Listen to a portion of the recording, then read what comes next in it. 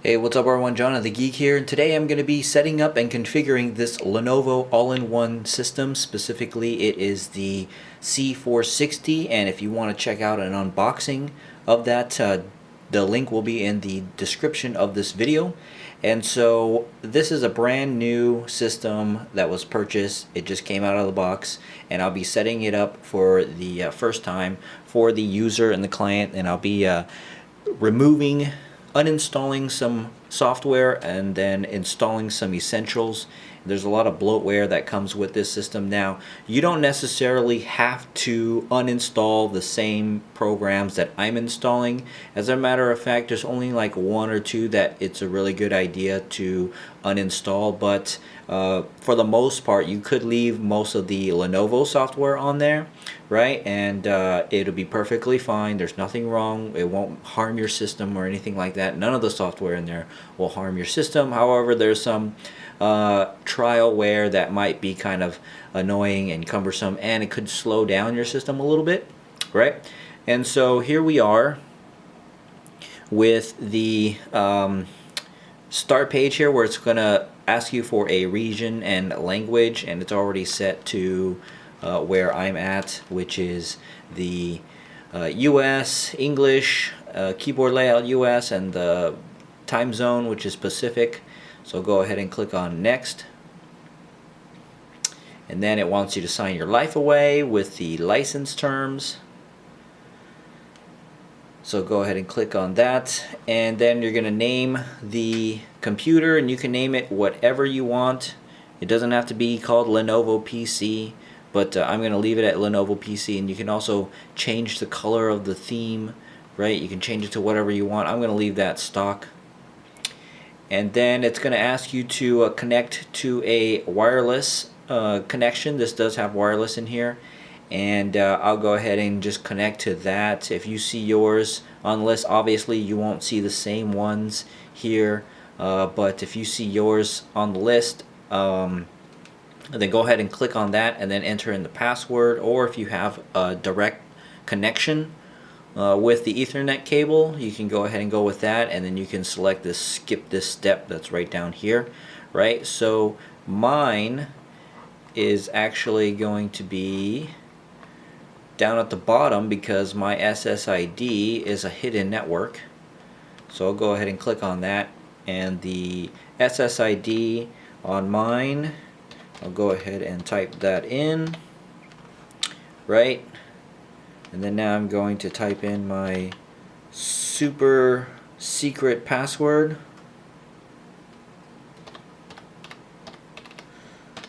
And it's not really this, but I'm going to edit it out.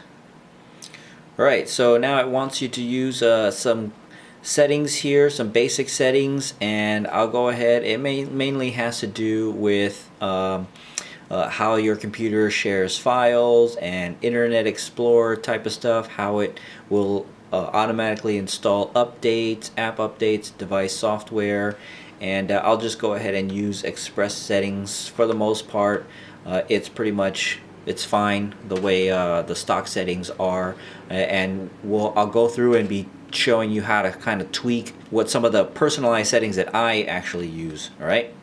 And so now it wants you to sign in with a Microsoft account, and I don't want to use a Microsoft account. It is very beneficial to kind of sync. If you have multiple machines here, you can sync everything like your files, browser history, etc. by logging in with your Outlook account or your Hotmail account if you still have those.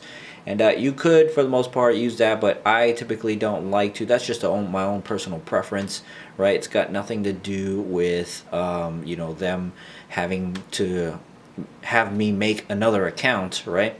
And so to skip this, what you do is that you click on Create New Account, and then you're going to actually click on this button down here that says Sign in without a Microsoft account. So we're going to create a username here, and the username is going to be the person who actually owns this machine. I'm just going to go ahead and create it for them, and then I'll click on I'll leave the no password, and if you have multiple users and you want to do the whole password thing, by all means fill out a password, but you don't necessarily have to, so you can just put in their name and then click on finish, and it creates an account without a password. Alright, so after a few minutes, the computer started up to the Metro UI interface here, and so this particular machine is a touchscreen, and I'm gonna leave it at the Metro UI, although I will show you this really cool program called Classic Shell on how to get it booting straight to the desktop here, as well as using the old-fashioned start menu rather than this Metro UI window, right? But that'll come in a bit. And so what we're going to do is we're actually going to go to Windows Update. So if you move the mouse all the way to the right, or you could just slide from the right, you open up the Charms menu here and you go to the search, and you'll type in Windows Update, and it should be able to find Windows Update right here. You could do check for updates or Windows Update settings, and we'll go ahead and do check now. But if you wanted the old school traditional Windows Update window, if you click right down here on this particular Windows Update, it brings up this window here, and as you can see, I'm already checking for updates, so we'll give this a few minutes in order for it to find the updates. Alright, so it found some updates here, and when you click on it, you'll see that it's all pretty much checked. If it's not, you can go ahead and select all by checking this box right up here. And then you can go to optional, and it says that it's found an Intel graphics adapter driver, and go ahead and check on that because you want to have the latest graphics drivers.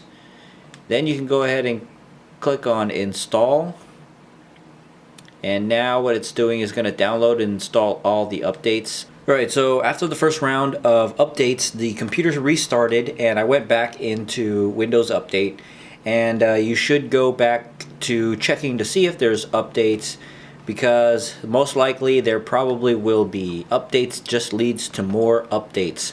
So you're gonna need to do this probably about 2 to 3 times. Your computer screen might flicker. Don't freak out or anything like that. And when it's done, when it finally says no more updates are available, then we can continue on to the next step. Alright, so here we are for the third round of updates, and hopefully this is really no more updates available. Now if you look here, it says no more updates are available. This could be lies. And when you click on check for updates, and would you look at that, there are 20 updates available. Like I said, we are not out of the woods yet in terms of updates. So click on install, and here we go again. Alright, so this is the last and final round, hopefully, of the updates. I'm checking one more time, hoping to get the there are no more updates available message. And so, haha, success, there we are. No more updates are actually available after checking for updates. And so now what we're going to do is some house cleaning, and what we're going to go to is the control panel. So again, we go to the Charms, we go to the spotlight thing, and we click on control panel. Then we're going to go to uninstall programs. So here are a list of all of the programs installed in the computer right now. And for the most part, if you're not sure about some of the programs, then don't uninstall it, right? But I know for a fact that I don't want to have the Amazon browser app. So when you click on that, you click on uninstall. It's going to ask you, are you sure? You say yes. And then it's going to go ahead and pop up this user access control window, and you say yes. And then it uninstalls it. Some will take longer than others, right? So for the most part, you can sort this out by publisher or the name of the program, But let's say, for example, I will go ahead and tell you what I'll be uninstalling. I'm not actually going to sit here and uninstall every single one of them right in front of you. So I will probably uninstall everything here that says Lenovo and Cyberlink. So all of the Cyberlink, right? I will leave the Dolby Digital program there because it has to do with the audio in the system. And I'm going to leave anything that says Intel, right? And then I will uninstall pretty much everything that says Lenovo, except for the Lenovo Black Silk USB keyboard driver, right? That anything with the word driver in it, you kind of want to keep. And so I will keep the USB keyboard driver as well as the driver and application installation. I'll keep that, but pretty much everything else, all of this Lenovo stuff here, I will get rid of. I will also get rid of the Maxthon cloud browser as well as the McAfee internet security programs, right? So I'll get rid of all of that. Now, moving down, anything that says Microsoft on it, I will keep and not uninstall, right? However, for the Microsoft Office, I might uninstall that because I'm going to show you how to install it. Microsoft Office is not a free program. Even though it's there and you can run it, it's probably going to be a trial, right? And this particular instance, when you run it, it's actually going to tell you to purchase and download and buy Microsoft Office. But I've already got another copy that I'll be installing on here. So I'm going to uninstall this, right? And go through the setup process of Microsoft Office a little later. And then moving on to the Nitro Pro 9, I'm going to uninstall that. And then Qualcomm and Realtek, these have to do with the hardware parts inside the computer, right? So you need that in order for certain hardware to run in your computer, such as the card reader, the audio, Ethernet, Bluetooth, and wireless, right? That's what all that stuff is. And then Angry Birds, and again more Lenovo software. And then all of these programs right here, which is made by the publisher Tong Child Research and Planning Company. These are all kind of games, and if I'm not mistaken, they are probably all trialware. So I'm going to uninstall all of this just because it will cause a problem later on telling you to activate or buy, etc., etc., right? So let's pretend that for the sake of this video that all of that is uninstalled, and I did show you how to uninstall one of them. Now what we're going to do is do a little bit of changing of the power options. Now this is totally optional, it's up to you, but if you go up to the search menu here, or the search bar, and you type in power options, and this is probably good to have done before the updates, right? And I'll explain why in a second. So when you go to power options here, what I like to do, and you can keep it balanced, where it automatically balances performance with energy consumption and capable hardware. What I like to do is keep it on high performance, right? This whole system already isn't too much of a high performance system, so I want it to run at its full maximum potential. So I keep the preferred plans to high performance, right? And then over on the left here, you will have choose when to turn off the display. So when you click on that, the display here will turn off every 15 minutes of idle. If you're not doing anything, it will turn off, which is good to have, right? You can change it to none, or you can change it to an hour, right? I'll change it to just an hour. All right, so then now we can also choose when to have the computer sleep. So right now it's set to never, but if you are kind of forgetful sometimes in turning off your system, you can set it to turn off after 2 or 3 hours, or even 1 hour. It's entirely up to you what you think is best for you. But remember how I said it's good to do this before you do the updates? So I would leave it to at least maybe a couple of hours, just because updates could take a while, and if your computer goes to sleep while it's updating, it won't finish updating, right? It won't harm your computer, but you don't want to have to prolong the updating experience. So keep it to like around 2 or 3 hours. And so I'll just leave this to put the computer to sleep after 2 hours. Click on Save Changes, and that's pretty much it for that. And then now what we're going to go ahead and do is start installing some essential programs. Alright, so after all the uninstalling of the programs that we don't need, now we're going to go ahead and add the programs that we do need. But before that, what I like to do is customize my desktop a little bit. So what I'll do is I'll right click on the desktop and go to Personalized. Then I'll go to Change Desktop Icons. Then I'll go ahead and add. I personally add everything, but you could just do computer and user files for those who aren't too advanced with managing network and the control panel from here. So I like to put that onto the desktop, right? And then I'll close that out. Now we're going to go to a website that a lot of people know about, and this is the first time that we are starting Internet Explorer here. So we're going to go ahead and go to Ninite, and it's NITE.com. When you press enter, you're here with this web page that lets you download and install all kinds of great free software. It automatically detects what version Windows you have. It removes all the bloatware, yada yada. So we'll go ahead and select and choose. And you don't have to choose everything that I'm choosing. I suggest that you go through and find out what you really want and what some of these programs are and if they're beneficial to you. Right? So I like to have alternative web browsers, so I install Chrome and Firefox, and then I'll install VLC because it's a good media player that plays all kinds of different file types.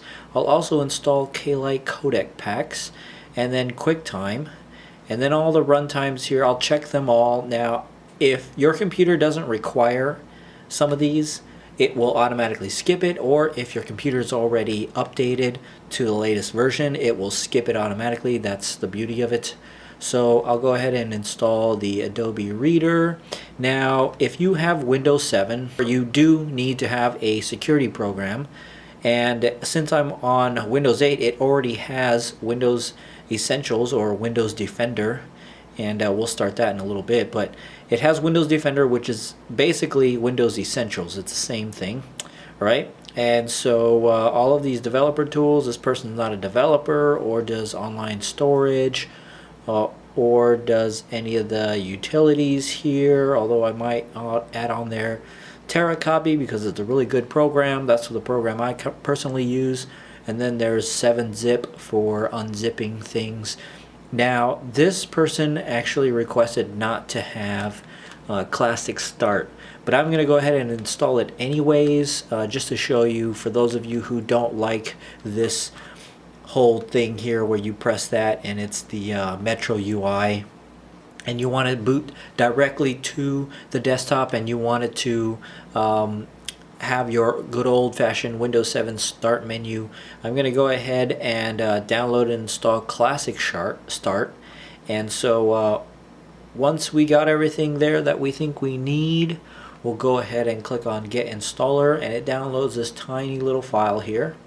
Right, so I'll go ahead and click on Save, and then I'll open the folder that it's in, and then I'll double click on the file here and hit yes to the user access control. I'll close everything. It's a good idea to close Internet Explorer, and so you could hit show details here and it will show you everything that it's going to download and install. So this will take a few minutes depending on your internet connection, and we'll be right back. Alright, so now that everything's installed, we're going to go ahead and close this, and we're going to start up some of the programs here just to get things going, and so that everything checks out okay. And we can go ahead and sometimes you also have to agree to certain EULAs.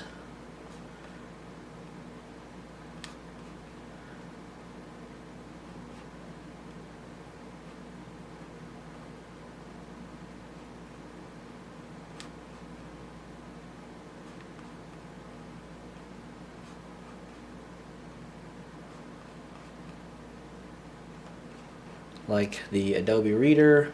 Otherwise it won't work every time you try to open up a PDF.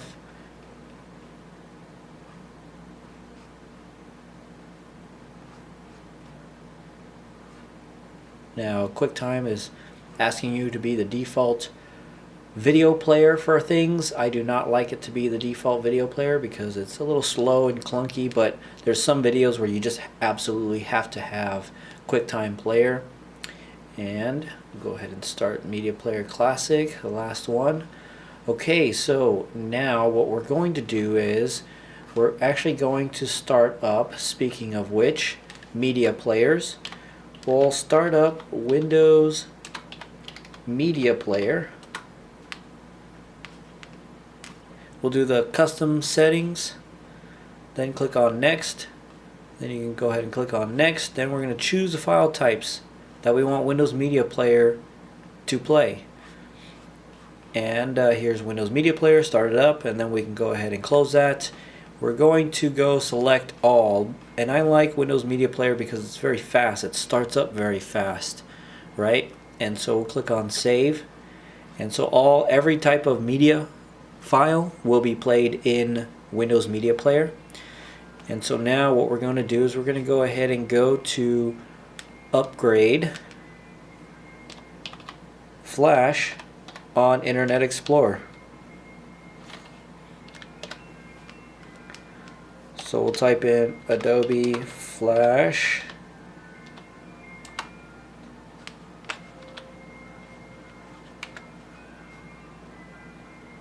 And we'll click on Install Adobe Flash Player.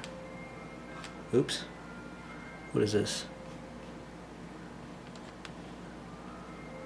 Oh, okay, yeah, that's right. So for Windows 8, we don't really have to install Flash Player. It will install itself. However, if you have issues or trouble with enabling or turning on our Flash Player working, then you can follow these steps here to get things going. But normally for Windows 7 machines, you do have to install or update Flash Player manually. But after the first time, you can tell it to actually update automatically for you. And now we're ready to install Office, the last final program, and it's kind of tricky how you exactly acquire Office. Now it could be a digital download in which you would get something that's an ISO file, right? Or it would be on a disk, and so if you have the disk, you insert the disk, and then you would have all of these files here like so, right? And if you have the ISO, which is essentially a zipped kind of file, you could sort of say, is basically the disk as a single file, right? So what you can do is you could run it from here, although it's a little iffy sometimes. Sometimes it works, sometimes it doesn't. But what I usually like to do is if I get the ISO file, I will right click on it and I will go to 7-zip and I will extract files, and then I click on OK, and then it will basically unzip or unpack all of it into this folder here, right? But like I said, this entire structure could be on a disk. So once you insert the disk, you're going to go ahead and run the setup file. And before many of you will ask, is this free? No, it is not free. You pay for Microsoft Office. We're installing it now. Yes, it'll let you install the whole thing all the way through, but it will stop working until you enter the key, and I will show you how to enter the key as well, right? And so you'll click on accept the EULA. Then we're going to go to customize. A lot of people just go straight to install now, but if you notice here, some of this gray stuff here, it doesn't exactly install every bit of feature. So what I usually like to do, because it's not that much of a size difference between what it is now, like it says total space required is 3.56 gigs. If I hit run all from my computer, it will pretty much install everything, and it looks like the space required just about stayed the same. So it will install every piece of feature that it could possibly do, right? So you could also do the file location here or user information. You don't need to do any of that. You don't need to touch this. So we'll just go ahead and click on install now, and this process Should take in between 15 to 20 minutes, sometimes up to 30 minutes depending on the system. Now that the installation of Office is complete, you can go ahead and click on Close. We can go ahead and get rid of these folders here because we're done with them. And then we can start up Word.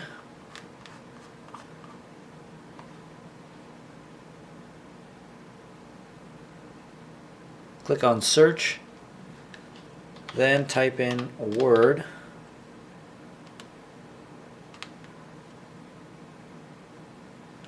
And you can use recommended settings or install updates. I usually like to do install updates only. Then you click on Yes. Right, and then there's a little guide here that walks you through Office, what's its new features and stuff like that. I'm going to go ahead and close that. And then let's say you start up a Word document here. And so once Word is started up here, to activate it you would go to File, then you go to Account, then you would click right here where it says Change Product Key. And here's where you would enter in your product key, then click on Continue, follow the on-screen menu, and it will activate your Microsoft Office. Alright, so I'm not going to actually show you my key or the activation process completely, but this is how you would do it. Now let's configure the classic shell that I installed using Ninite. And so if you now notice when you click on the Windows icon on the bottom left hand corner, it brings up the classic shell. And if you right click and go to settings, you can change all kinds of different settings how you want classic shell to do and act, which is pretty nice features here. You can also go to the Windows 7 style and click on OK. And then as you can see here, every time the computer restarts, it goes straight to the menu here. Now if you wanted to, you can still go back to the Metro UI by clicking this here and the charms, right? And there's many different options as to how you go about starting charms. Like you could still make this button go straight to the Metro UI and not have this if you want to, or lots of different combinations here. You just have to play around with the settings. So that pretty much concludes this video on how to configure a brand new system running Windows 8.1. Definitely check out the unboxing video if you haven't already, and that's on youtube.com/itsgoodtobegeek, my other channel where I do unboxings, reviews, and etc. So that's pretty much it. Thanks for watching, and I'll see you in the next one.